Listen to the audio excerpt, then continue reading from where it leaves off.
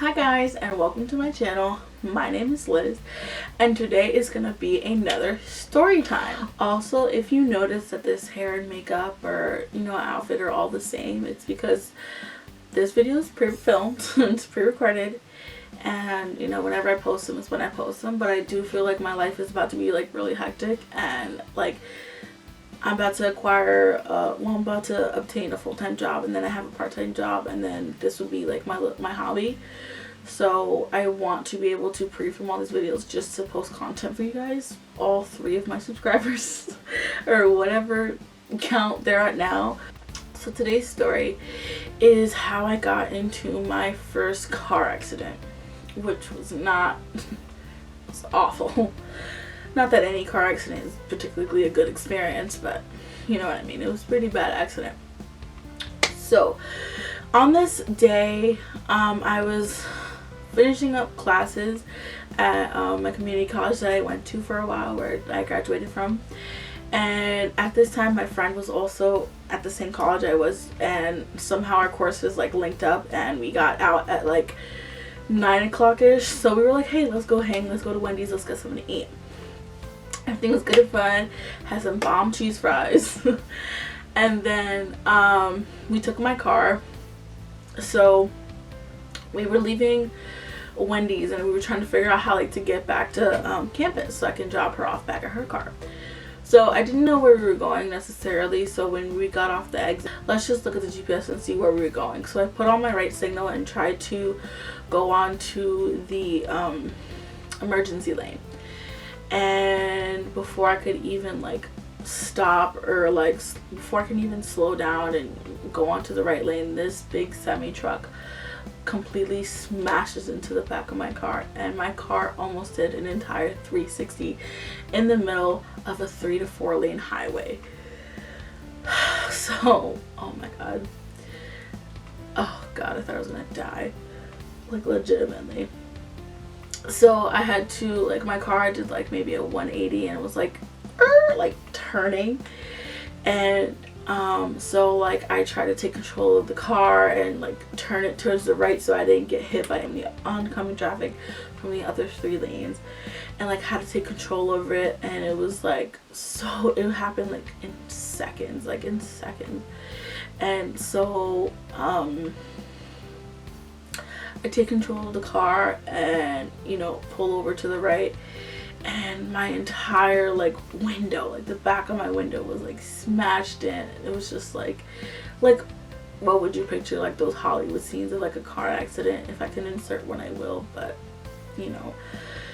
so I pull over, and then we call the police. It was it was a Caucasian white male driving this big semi truck, and the back of my car was completely done in. It was so bad. And then I look at his car, and there was barely a bump in the it was so bad. I was there was barely a bump in his front bumper. I'm are you kidding me? I almost died. And to show for that, you got a little bump in your truck. I mean, that's how semi trucks are built, but really.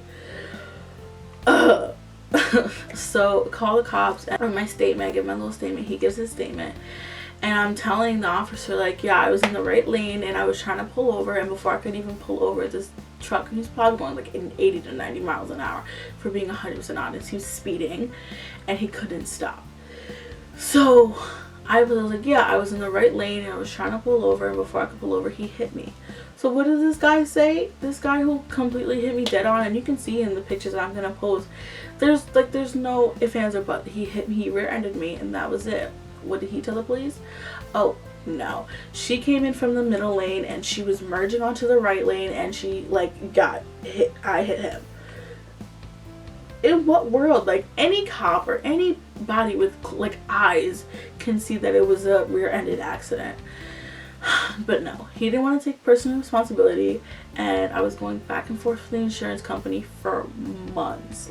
My car ended up having to be towed, and was in the impound lot, or whatever, the towing company's lot, for weeks, and every day it was there, it was like $50 or something like that. It was ridiculous. So first I had to wait for my car to get appraised, which took weeks for them just to even go see my car.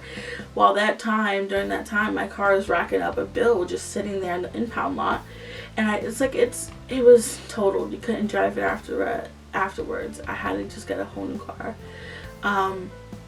So we're going back and forth with the insurance companies, and his statement is saying like, no, he did take responsibility for it, like whatever.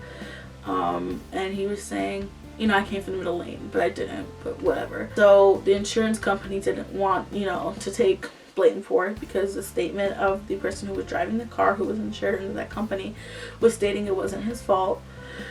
So it was a bunch of back and forth with that, and it was just ridiculous. But like, thank God we're okay. You know, me and my friend were okay. We probably walked away with some PTSD, but we were able to walk away, and that's the thing, you know. Like, thank God there was no other oncoming car, because if I like spun out and another car hit me, that would have been it. Like, I would not be here. Honestly, retelling these stories, like, it's insane. Like, I forget, like, you go through these things and it's just like, okay, you know what happened at the moment, and you work through them, but then having to like retell the story or like go through it again, it's just like, it brings up old feelings, you know. But yeah, so that was the story of how I got into my first car accident and almost died. So everything I wear, like on my face, all my products used, I will list them below. In addition, I always link like American Heart Association, American Diabetes Association, and Cancer Associations, things like that, in my description bar. Those are my dogs. I don't know if you can hear them.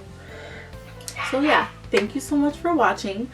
If you got to the end of this video, please leave a little car emoji down below in the comments so I know you watched it all the way through.